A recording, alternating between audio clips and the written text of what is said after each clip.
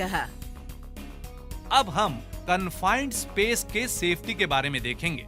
बोले तो साहब, ये कन्फाइंड स्पेस का मतलब क्या है? कन्फाइंड स्पेस यानी ऐसी बंद जगह जहां आने जाने की सहज सुविधा न हो, जिसमें ज्वालाग्रही या विषारी वायु रहने की संभावना हो या प्राण वायु की मात्रा कम हो। साहब, बोले तो ये कन्फाइंड स्पेस के अंदर काम करने के लिए खतरा रहता है क्या? हाँ, क्योंकि कन्फाइंड स्पेस रासायनिक उपकरणों का एक अंग होता है और जब प्लांट चालू रहता है तब उसमें रासायनिक प्रक्रिया चालू रहती है। इस कारण प्लांट बंद करने के बाद भी उन रसायनों का असर कभी-कभी दिखाई पड़ता है। वो बोले तो उसके लिए क्या करना पड़ेगा साहब? कोई भी मेंटेनेंस का काम करने से पहले उपकरणों से पेट्रोलियम पदार्थ निकालकर उनको पूरी तरह से साफ करके जहां काम करना है उस कन्फाइंड स्पेस में आने वाली और बाहर निकलने वाली सभी लाइनों के वाल्व बंद किए जाते हैं। कभी-कभी वाल्व पूरी तरह बंद न होने पर या उसमें कुछ कचरा होने पर केमिकल का रिसाव भी हो सकता है, इसलिए वाल्व बंद करने के बाद स्पेड लगाए जाते हैं। साहब, बोले तो ये स्पेड क्या होता है? स्पेड एक स्टील की प्लेट होती है और वो वाल्व बंद करने के बाद पाइप और वाल्व के बीच में लगाई जाती है, जिससे कि 100% रिसाव नहीं होता। उसके बाद उपकरणों को स्टीम तथा पानी से साफ किया जाता है, जिस कारण कोई भी प्रदूषित केमिकल या वायु उस वेसल में नहीं रहता। मैनवे खोलने से पहले उसके सभी बोल्ट सर्विस किए जाते हैं। सर्विस करने से ये फायदा होता है कि कभी जरूरत पड़ने पर तुरंत मैनवे बंद किया जा सके।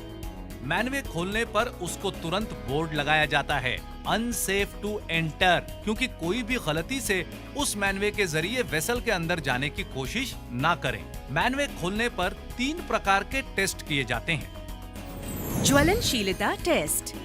इससे ये मालूम पड़ता है कि कोई ज्वालाग्रही पदार्थ अंदर मौजूद है या नहीं। इसकी रीडिंग 0% आनी चाहिए। विषाक्तता टेस्ट। रासायनिक प्रक्रिया में H2S यानी हाइड्रोजन सल्फाइड तथा कार्बन मोनोऑक्साइड जैसे विषारी वायु निर्माण होते हैं। इस टेस्ट का 0% रीडिंग यही बताता है कि ऐसे कोई भी विषारी वायु कन्फाइंड स्पेस में मौजूद नहीं है। Oxygen test. तीसरा महत्वपूर्ण टेस्ट है ऑक्सीजन की मात्रा। ज्यादातर कन्फाइंड स्पेस में ऑक्सीजन की मात्रा कम पाई जाती है। खुली हवा में ऑक्सीजन की मात्रा 21% होती है। कन्फाइंड स्पेस में ऑक्सीजन की मात्रा 19.5% के नीचे कोई भी हालत में नहीं रहनी चाहिए। जितने ज्यादा लोग कन्फाइंड स्पेस में काम करते हैं, उतनी ही तेजी से ऑक्सीजन की मात्रा कम होने की संभावना रहती है। इसलिए ऑक्सीजन टेस्ट ओके होने के बाद भी हर निर्धारित समय पर ऑक्सीजन टेस्ट होना जरूरी है। कन्फाइंड स्पेस में कोई भी खतरा नहीं है, इस चीज की जानकारी होने के बाद उसके अंदर जाने के लिए सीढ़ी या प्लेटफॉर्म का इंतजाम किया जाता है तथा 24 वोल्ट के फ्लेम प्रूफ लैंप का प्रबंध किया जाता है। अगर कोई अनुचित घटना हो गई तो अंदर जाकर काम करने वाले व्यक्ति को सुरक्षा पूर्वक बाहर निकालने के लिए एक स्टैंड बाय का प्रबंध किया जाना चाहिए। स्टैंड बाय ऐसा व्यक्ति हो जिसको प्रथमोपचार का प्रशिक्षण दिया गया हो।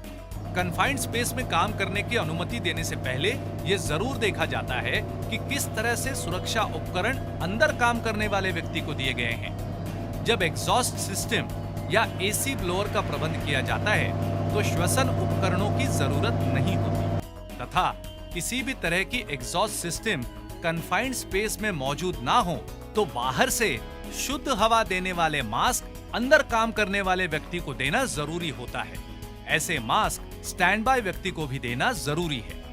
ये ध्यान में रखना चाहिए कि कन्फाइंड स्पेस के अंदर के वातावरण में बदलाव आ सकते हैं, जैसे कि बाहर बढ़ती हुई धूप, काम करने वाले व्यक्तियों की ज्यादा संख्या या कोई फंसा हुआ केमिकल।